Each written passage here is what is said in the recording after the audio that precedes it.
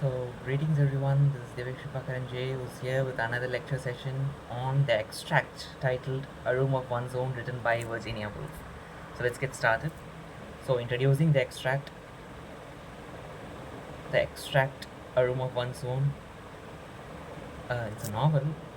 We are dealing with an extract of the chapter 3. Written by the American modernist novelist Virginia Woolf in 1929, in which she describes and she draws in the state of women in the 16th century from the history books. Mrs. Dalloway, 1925, To the Lighthouse, 1927, etc., some of her other famous novels. Then, the daunting work which the writer undertakes is the search of women, the writings in the 16th century.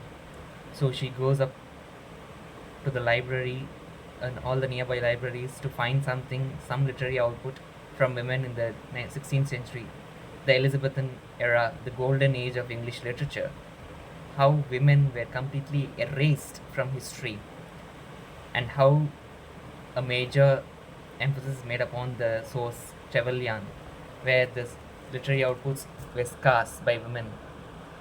We only get to know a few women writers like of Sydney's sister, etc. Then the findings. She finds nothing regarding the literary output of women. Nothing in the sense, nothing is recorded in the history, which is supposed to record facts. But actually, it is biased, which has recorded only the facts about men of the society, where the literary output, according to history, is nil, almost nil, from the side of women, where they were just abused by husbands, which was legal during those times. Women could be abused, physically abused by men in the English society during the 16th century, the golden age of English literature. Women under patriarchy, even though the plays, the writings consisted of women to be witty, like Portia in The Merchant of Venice and Desdemona in Othello, every major character, even though nothing in real life worked out for women in the Elizabethan age, even though they were represented as a major character in the plays. Women under patriarchy. We are able to see glimpses of how women were treated under patriarchy, where they were objectified with almost no respect as a human being, who were just forced to marry off in their late teens or early teens, when their physical appearances change, alter, with puberty stepping into the misery. Then, who were forced to sew, stitch, or mend clothes, and engage themselves in domestic work, household chores, and nothing else. No job on their own, no career, no ambitions, no dreams, no goals. Everything fully prohibited. Then, Intellect of Women. So, are women worthless because of history? The fraudulent historical records? Never. Women were equally talented according to Virginia Woolf, but they were refused opportunities for formal education in contrast to their male counterparts. And like we saw in the poem, the previous lecture, prologue, even if they come out with flying colors, surpassing all these odds and hurdles, they are simply dismissed. Then, Judith Shakespeare. So we get to know about the introduced character, Judith Shakespeare, by our author, Virginia Woolf, who is expected to be the sister of Shakespeare, who had almost no access to any library, no books, no formal education, nothing. Just she had the desire to become a scholar one day, a playwright, a writer, a poet, who was just confined to home. The discouragement. So women were generally discouraged from reading, they were just asked to mend the stockings, and as we see, Judith Shakespeare runs away from a house in search of a career in the theatre, and she gets no career opportunity, but rather she gets impregnated by a theatre manager in the extract. And finally, out of all the trauma, she commits suicide and she dies, which expresses how creative talent would have been exploited. She doesn't encourage anything, but the author just contemplates upon the possibilities. So kindly don't derive any sort of an inspiration from this. A room of one's own. So then Virginia Woolf wonders upon the creative necessities required for writing. It's the basic requirement, a room of one's own, which is very much unlikely for women during the time of the 16th century, where women were just treated as workhorses. Then the awakening.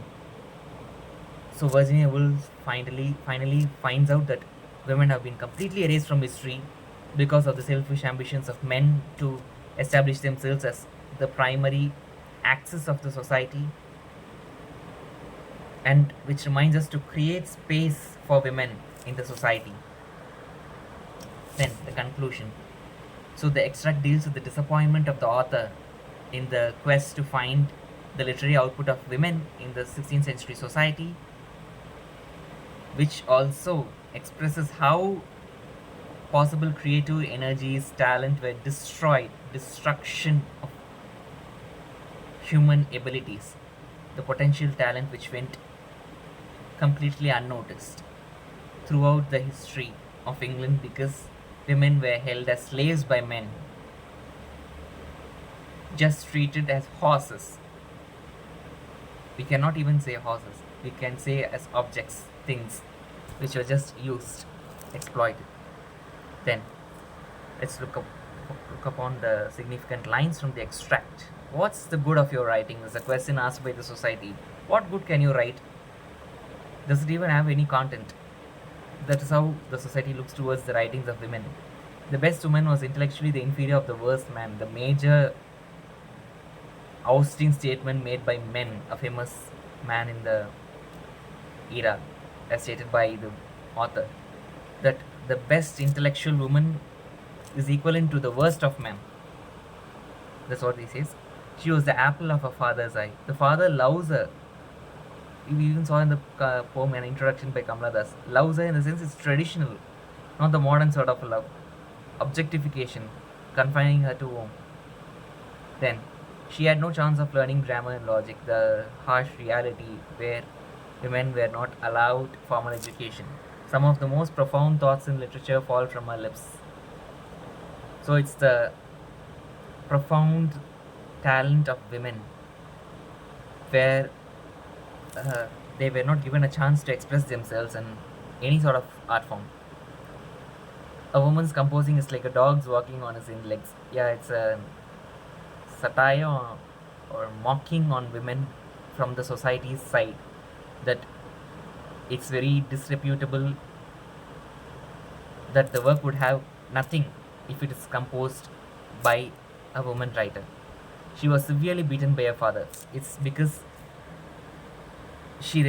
initially Judith Shakespeare refuses to marry and she runs off from her home. That's what is being stated. She was beaten by her father. That's how he loves. He beats her to make her compliant to the norms established by the society. Dogs will bark, people will interact, money must be made, health will break down. So these are the hurdles which comes up upon writing something creative or engaging in creative pursuits. So we'll have ambient disruptions from people around us.